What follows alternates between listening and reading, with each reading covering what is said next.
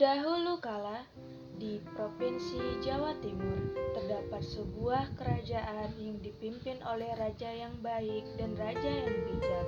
Raja tersebut memiliki putra yang tampan dan pemberani, dan putranya bernama Raden Banterang. Raden Banterang sangat gemar berburu. Lalu, pada suatu hari, dia mengajak para pengawalnya berburu di hutan. Setibanya di hutan, Raden Banterang melihat ada seekor rusa yang gemuk. Tak sadar, Raden Banterang mengejar rusa tersebut hingga ke dalam hutan, sehingga dia meninggalkan para pengawalnya. Raden Banterang yang kelelahan pun memilih beristirahat di pinggir sungai. Lalu, tak lama dia mendengar suara tangisan seorang gadis.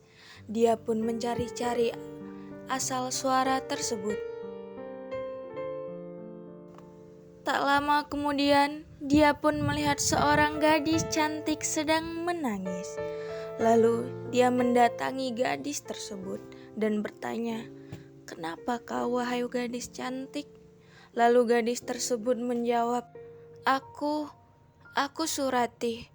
Aku adalah putri kerajaan Kalungkung. Aku bisa di sini karena aku melarikan diri dari kerajaanku.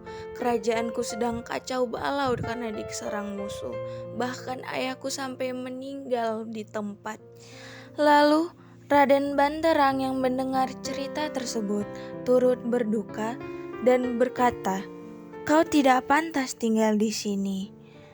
Lebih baik kau tinggal bersamaku. Gadis cantik sepertimu tidak aman tinggal di hutan seperti ini. Tinggallah bersamaku dan hidup bahagialah bersamaku." Surati pun mengikuti perkataan Raden Banterang. Lalu sesampainya di kerajaan Raden Banterang, mereka disambut oleh warga dengan sorak gembira. Kini Raden Banterang dan Surati pun hidup bahagia dan damai. Lalu suatu ketika Surati berjalan-jalan di pasar, dia bertemu dengan lelaki yang lusuh dan kotor. Surati, "Surati, Surati, Surati, Surati!" Surati yang kebingungan pun mendekati lelaki tersebut. Lalu dia bertanya, "Siapakah kau? Engkau, wahai pria?" Lalu pria tersebut, "Aku kakakmu Surati, aku kakakmu Surati." Surati yang senang pun berkata, "Kakak, ini kakak? Ya ampun, syukurlah jika kau selamat, Kak." Lalu sang kakak berkata, "Kudengar kau sudah menikah Surati, bahkan kau menikahi anak musuh kita."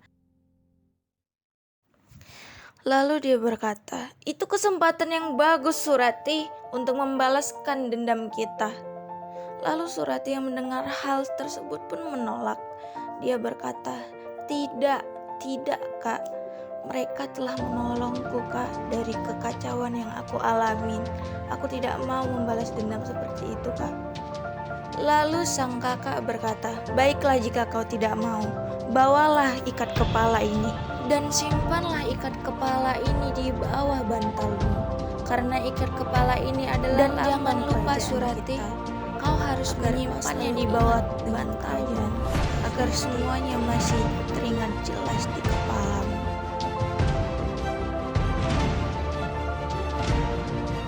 Lalu setelah memberikan ikat kepala tersebut, kakak Surati pun beranjak pergi, dan Surati pun memilih untuk langsung pulang dan menunggu suaminya datang. Surati pun menunggu suaminya pulang dari perburuan. Dia ingin menyampaikan kejadian tadi kepada suaminya. Lalu ketika Raden Banterang dalam perjalanan pulang, dia bertemu dengan lelaki yang tadi ditemui oleh Surati, yaitu kakak Surati. Dan dia pun tidak mengetahui kalau itu kakaknya Surati. Lalu dia pun diberhentikan oleh lelaki tersebut. Lelaki tersebut berkata bahwa di kerajaan Raden Banterang terdapat seorang pengkhianat. Lalu laki-laki itu berkata, "Pengkhianatnya adalah istrimu sendiri dan kakaknya, Raden Banterang. Jika kau tidak percaya, pulanglah dan lihat di bawah bantal istrimu ada ikat kepala lambang kerajaan mereka." Lalu Raden Banterang pun buru-buru untuk pulang. Setibanya di rumah, dia tidak menemukan Surati ada di rumah. Lalu dia berjalan ke halaman dekat kerajaan yang terdapat sungai di sana.